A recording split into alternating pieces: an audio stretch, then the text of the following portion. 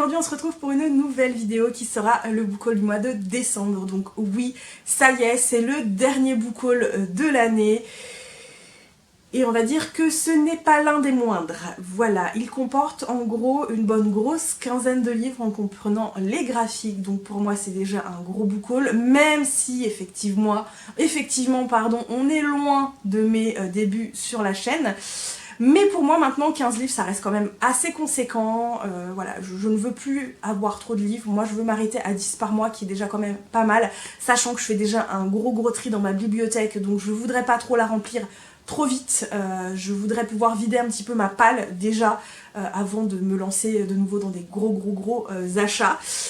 On est d'accord, c'est mal barré pour 2023, hein, parce qu'en plus en janvier il y a pas mal de sorties qui me font envie, mais voilà, que voulez-vous, que voulez-vous. Alors dans ce book haul, il y a quand même des précommandes que j'ai réceptionnées au mois de décembre, des livres qui étaient prévus au mois de décembre, des livres qui n'étaient pas du tout prévus au programme, des livres qui étaient prévus mais dans longtemps, et également des livres que je ne pensais jamais avoir dans ma bibliothèque et que j'ai enfin réussi à obtenir et qui sont un petit peu pour moi les bijoux du mois de décembre. Ils ont une énorme valeur sentimentale, c'est surtout ça. Et je suis absolument joie et bonheur de les avoir, et c'est un petit peu voilà, c'est un petit peu le bijou du mois de décembre dans ce book haul, mais je vous en parlerai évidemment quand je vous les présenterai. Avant de commencer très rapidement, la luminosité est franchement pas top, mais la Spoillight que j'utilise en temps normal, je trouve que ça rend vraiment pas bien, ça rend encore beaucoup plus flou que la lumière artificielle du salon, sachant que ça fait des semaines qu'il fait gris chez moi et que j'ai pas du tout de bonne luminosité et j'ai pas de matériel professionnel de fou. Donc voilà, j'en suis désolée, j'espère que vous m'en voudrez pas trop parce que voilà, je fais avec ce que j'ai, donc voilà, c'est pas top, mais on fait avec ce qu'on a. Bref, on arrête de tergiverser et on commence tout de suite. On commence par l'indispensable tome 10 de Spy Family, toujours de Tetsuya Endo et toujours publié aux éditions Kurokawa. Donc ce tome 10, de ce que j'en ai entendu dire, de ce que j'ai ouï dire, c'est un tome un petit peu plus sombre que les précédents, puisqu'on va raconter certainement le passé de ce petit personnage-là. La couverture nous donne des indices, hein, clairement, qui est donc notre espion international, connu de tout le monde, et qui est également pour cette mission père et mari. Voilà, donc je n'en sais pas plus, je ne veux pas en savoir plus, je n'ai pas feuilleté, je n'ai pas lu le résumé de ce tome 10, parce que je n'ai pas du tout envie de me spoiler. Pour moi, c'est vraiment le manga que je suis tome par tome, même si j'ai un petit peu de retard à chaque fois, c'est celui où je suis le plus à jour, clairement, et j'aime énormément ce manga, donc je veux pas me spoiler, on verra bien ce que ça donne au moment où je le lirai. Absolument pas prévu au programme, d'ailleurs j'en avais absolument pas entendu parler, jamais vu de ma vie, mais les libraires ont lu ce manga, l'ont beaucoup aimé, moi j'aime beaucoup le résumé et j'aime beaucoup la couverture. Je n'ai pris que le tome 1 même s'il y avait le tome 2, il s'agit donc de Tokyo Aliens de Naoe aux éditions Kana dans leur collection Dark. Donc ici on va suivre un jeune lycéen qui va un jour avoir le malheur de se faire kidnapper par un alien. Oui, alors là tout de suite moi ça m'a hypé de fou, et il va se faire sauver par un de ses camarades de classe qui fait partie d'une unité un peu spécifique qui est là en gros pour protéger les humains des extraterrestres qui leur veulent du mal, et notre jeune victime on va dire qui s'est fait kidnapper va plus ou moins devoir intégrer cette unité. Je n'en sais absolument pas plus pour tout vous avouer, et je verrai quand je le lirai. Ça fait pas partie de mes priorités puisque j'ai d'autres priorités pour l'année 2023 qui est notamment terminée, Aria the Masterpiece, terminer Hell's Paradise que je voudrais acheter et terminer également très rapidement. C'est mes deux grosses priorités début 2023, donc celui-ci je vais lire le tome 1, voir le tome 2 et ensuite si j'aime je reprendrai évidemment quand j'aurai décidé qu'ils deviendront prioritaires. Pour l'instant c'est pas le cas, à voir par la suite. Absolument pas prévu au programme non plus, il s'agit de cette petite novella, donc c'est un psaume pour les recyclés sauvages de Becky Chambers aux éditions de La Talente, qui ont de bonnes publications pour moi. La Talente publie vraiment des romans qui sont originaux, vraiment plutôt pas mal. J'ai lu plusieurs romans de chez eux et à chaque fois je suis pas déçue. Là par contre ce qui m'a fait craquer c'est le nom de l'autrice, puisque j'ai lu d'elle au mois d'octobre ou novembre, donc le premier tome de sa saga Les Voyageurs, donc l'espace d'un an dont je vous ai déjà parlé plusieurs fois, qui pour moi avait été un vrai bonbon de plaisir, un vrai petit coup de cœur, qui m'avait fait beaucoup de bien, que j'avais beaucoup aimé. Et quand j'ai vu le nom de l'autrice, je me suis dit ah intéressant, voilà intéressant. J'ai lu le résumé, ça a l'air pas mal. Donc ici on est encore dans de la science-fiction, on va suivre des robots qui en gros ont décidé de partir dans la forêt, mourir dans la forêt, rouiller dans la forêt, je ne sais pas trop quoi, et qui vont revenir régulièrement pour aller voir les humains et leur poser une question existentielle qui est de quoi les gens ont-ils besoin? Voilà. Je n'en sais pas plus, mais c'est court, ça va se lire vite, et je suis curieuse de voir ce qu'elle a pu nous concocter, encore une fois, en tout cas dans l'univers de science-fiction. Un livre qui n'était pas prévu tout de suite, voire pas du tout, parce que je me tâtais, en fait, beaucoup à me le procurer. Finalement, j'ai craqué parce que je suis faible et superficielle. Je me suis procuré le tome 3 de Prince Captive, donc Le Roi, ici suivi du Palais d'été, donc de C.S. Paca, ici aux éditions Brajlon. Voilà, j'hésitais vraiment puisque je me disais est-ce que ça vaut vraiment la peine que je redépense de l'argent alors que j'ai déjà la trilogie dans une ancienne édition, sachant que je les ai déjà lus.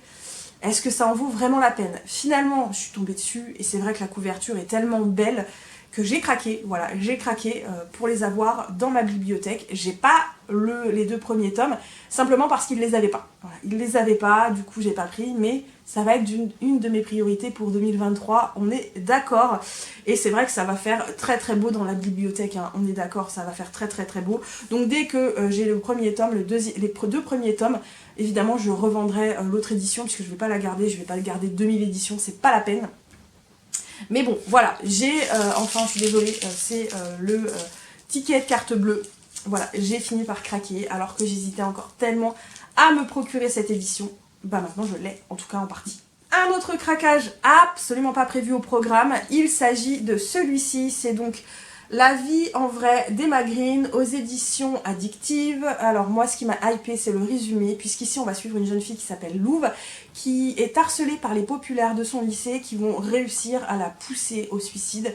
Elle va s'en sortir, mais à partir de là va décider de remonter la pente et de se venger, si je me souviens bien du résumé, et pour ça elle va se rapprocher d'un des populaires qui lui de base se fout un peu vraiment de harcèlement. Voilà, lui il n'était pas dans le truc, lui tout ce qu'il veut c'est qu'on lui foute la paix. Voilà, j'en sais pas plus, mais je vous avoue que le thème de harcèlement scolaire me plaît beaucoup, c'est pas un thème qu'on aborde encore beaucoup, en tout cas que moi j'ai beaucoup lu, donc voilà, je suis intriguée à voir également. Celui-ci était prévu au programme, j'ai pas attendu très très longtemps, j'ai attendu quelques jours, voire quelques semaines avant de me le procurer.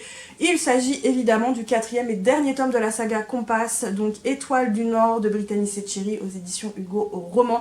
J'ai pas lu le résumé, je m'en fous complètement, mais toujours avec Brittany Setcheri. C'est une de mes autrices de romance préférées, donc évidemment, dès qu'il y a un tome qui sort, je me le procure, j'attends même pas le format poche. Voilà, je n'en sais pas plus, c'est le 4e et dernier tome, je le lirai quand je le lirai, mais pour moi c'est de la valeur sûre, voilà, tout simplement. Les romans que je ne pensais jamais avoir dans ma bibliothèque, que je désespérais un jour de pouvoir relire. Voilà, il s'agit de ces 3 livres. Donc le premier est un one-shot, c'est Tatouage d'Émilie Lepers aux éditions Muffin. Donc ici on va rencontrer 2 frères jumeaux qui sont princes. L'un va trahir l'autre et pour ça va décider de le tatouer puisqu'ils sont jumeaux et se ressemblent comme 2 gouttes d'eau. Et par la suite l'enfermer pendant des années dans une prison sans avoir la possibilité d'interagir avec les gens. Donc voilà, je vous laisse imaginer ce que ça va donner comme adulte. À côté, il y a un jeune magicien, d'à peu près le même âge que les jumeaux, qui va rester au service du nouveau roi. Et ce roi, pour s'assurer qu'il ne s'enfuit pas, va rien de trouver de mieux que de lui briser les 2 jambes. Voilà. Sauf qu'en devenant adulte, il va réussir à libérer le prince qui a été torturé et enfermé en prison. Et tous les deux, bon, on va partir à l'aventure et ensuite je vous laisse deviner ce qui va se passer. Mais moi franchement, j'aime énormément ce roman. Ça a été un vrai moment de bonheur quand je l'ai lu sur internet. Et là, je l'ai enfin en format papier. Je suis joie et bonheur. Et mon préféré, c'est cette duologie qui est donc Derrière les murs de pierre, toujours d'Émilie Lepers, toujours aux éditions Muffin. Donc ici, on va suivre un jeune homme qui s'appelle Hiroki, qui à 16 ans va être envoyé en prison pour le meurtre de son père.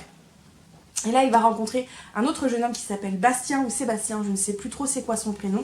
qui lui n'est pas en prison, il vit en prison parce qu'il peut être formé en prison à un métier et tous les deux vont évidemment se rencontrer, il va y avoir énormément de choses qui vont se passer, qui moi me... Voilà, c'est un livre qui est pas évident à lire, il y a des passages assez difficiles, mais moi j'ai énormément aimé cette duologie, vraiment, je surkiffe complètement cette duologie. Et en gros, ce qu'il faut savoir, c'est que ça avait été publié sur internet dans les années 2000. L'autrice a ouvert sa maison d'édition, qui est donc les maisons d'édition Muffin, pour publier ses romans. Sauf que elle n'est plus en activité aujourd'hui en tant qu'autrice et en tant que directrice de maison d'édition. Et on ne les trouve pas ailleurs que sur son site. Et malheureusement, c'est plus du tout d'actualité. Et je me suis dit, allez, vas-y, ça fait des années. J'ai contacté l'autrice, je lui ai demandé au cas où, voilà, je lui ai envoyé un mail, je l'ai contacté sur sa page Facebook, en lui demandant si elle vendait encore certains de ses romans, si elle en avait encore, et elle m'a dit que oui, effectivement. Et donc là, j'ai pas cherché, je lui ai fait, je vous les achète, m'en fous du prix, je vous les prends, il n'y a pas de souci, et j'étais tellement joie et bonheur de les recevoir. Sachant également que j'ai reçu des petits goodies avec, j'étais tellement contente d'avoir tout ça, ça m'a fait tellement plaisir. Et en fait, c'était vraiment mon petit cadeau de moi à moi. Donc voilà, des petits goodies qui sont en fait des illustrations, voilà, des fan art comme on dit, en plus sur du papier glacé, donc photo. Donc ça, c'est les murs de pierre. Et j'en ai reçu beaucoup plus en gros pour son roman concernant tatouage. Donc j'ai reçu deux marque-pages qui sont identiques, les mêmes en fait, c'est les deux mêmes marque-pages, je laisse tout tomber, voilà, donc hop, deux marque-pages du roman, également évidemment plein de petites illustrations sur papier photo, voilà, je vous montrerai rapidement vite fait comme ça, avec des personnages en chibi trop choupis, hein, clairement, voilà, c'est adorable, moi j'aime trop, hein, vraiment, voilà. Et j'ai également reçu avec, alors je suis désolée, hein, mais j'ai tout laissé emballer dans les papiers, donc des petits aimants évidemment à l'effigie des personnages, et ceux-là je vais les mettre sur le frigo parce que voilà, c'est un petit peu voilà, la surprise à laquelle je ne m'attendais pas avec en plus. Donc je remercie encore beaucoup l'autrice parce que je désespérais vraiment de les avoir. C'est des romans qui ont marqué ma jeunesse et qu'aujourd'hui on ne trouve plus, notamment en format électronique, hein, on ne les trouve pas non plus en format électronique. Alors je suis désolée, je fais du bruit mais je mange en même temps. Donc on ne les trouve pas non plus en format électronique, donc autant vous dire que je désespérais d'un jour les obtenir. Voilà, donc ça c'est mon cadeau de Noël de moi à moi, et je suis extrêmement heureuse d'enfin les avoir, sachant qu'ils vont pas rester dans ma bibliothèque puisque je vais les relire, hein, on est d'accord. Bref, on reprend cette fois avec une précommande. Il s'agit de celui-ci, donc c'est le grand maître de la cultivation démoniaque de Mo Xiang Tong Xiu aux éditions Bookmark, donc dans leur format hardback, voilà, qui est trop joli, qui est d'un auteur chinois qui... J'étais curieuse de ce roman, alors je sais plus trop de quoi ça parle, voilà, mais ce qu'il faut savoir, c'est qu'il y a un animé qui est sorti, il y a un webtoon qui est sorti, que j'avais lu en anglais, j'avais pas tout compris, et j'étais très curieuse puisque ça, en fait, c'est vraiment, le roman, c'est l'original, quoi, c'est l'original, en plus il y a des illustrations, les chapitres sont très beaux, et j'ai hâte de découvrir cette histoire. Ça se passe en Chine, avec vraiment de la mythologie chinoise, et ça change de ce que je lis d'habitude, et c'est plutôt cool, et je suis joie de l'avoir. L'indispensable, oui, de T.J. Klune, vous connaissez mon amour de cet auteur. Donc il s'agit de Sous la porte qui chuchote aux éditions de Saxus, et moi du coup je l'ai pris en format hardback. On va suivre un jeune homme qui va mourir, qui s'appelle Wallace, qui va se retrouver dans une auberge un petit peu particulière et qui va devoir passer de l'autre côté. Et il a en gros une semaine pour revivre sa vie et essayer de vivre ce qu'il a manqué. Voilà, je n'en sais pas plus, apparemment c'est encore un vrai petit bonbon, donc voilà. C'était un indispensable celui-là, on est d'accord. Je me suis également procuré le troisième et dernier tome de la saga de Chakraborty, donc l'Empire d'Or. Donc ce troisième tome est absolument énormissime. J'ai pas lu le résumé du troisième tome, puisque j'ai pas lu le premier tome. Donc voilà, donc vu que j'ai les deux premiers tomes, il me fallait évidemment le troisième tome, évidemment en format hardback, on est d'accord. C'est de la faiblesse, oui, je sais. Toujours chez De Saxus, il me le fallait puisque je l'ai en format hardback pour le premier tome également, et quand on voit l'épaisseur des romans, pour le coup c'est du hardback ou rien. Oui, le second tome de Crescent City, toujours de Sarah J. Maas, toujours aux éditions de Saxus, qui a été précommandé aussi pour le coup depuis des mois et des mois. La couverture est juste trop belle. En plus c'est du bleu, c'est ma couleur préférée. J'ai pas lu le résumé du tome 2 puisque je n'ai toujours pas lu le tome 1 et celui-ci sera une des priorités pour l'année 2023 de lire au moins le tome 1 puisque voilà, ça me donne très envie, c'est de l'urban fantasy, tout ce que j'aime. On va continuer par ce qui était prévu dans longtemps. Voilà, dans longtemps, avec 2 dernières lectures. Le premier, il s'agit de Funérailles, donc j'ai pris ici le tome 5, à savoir que je ne sais même plus où je me suis arrêtée au niveau des achats, donc je ne sais pas si j'ai le tome 4. Voilà, je ne sais pas si j'ai le tome 4, et il me semble que je n'ai pas encore le tome 5. Et je me trompe peut-être, hein, je me trompe peut-être. Ça a été un coup de tête, j'ai pas regardé, mais je voudrais reprendre également cette saga assez rapidement en 2023. En plus, Funérailles est l'un de mes personnages préférés de la saga Squill quelque chose, j'ai oublié le titre, qui avait été un coup de cœur au moment de la lecture, et Freak Squill, voilà, Freak Squill que j'avais adoré, et donc là c'est une préquelle puisque c'est dans la saga principale l'un des professeurs de droit. Et autant vous dire qu'avant d'être professeur de droit, ce mec-là, il en a vécu des choses. Hein. Voilà, je m'arrête là, je vous en dis pas plus, mais bon, voilà, c'est un auteur que j'aime beaucoup au niveau BD.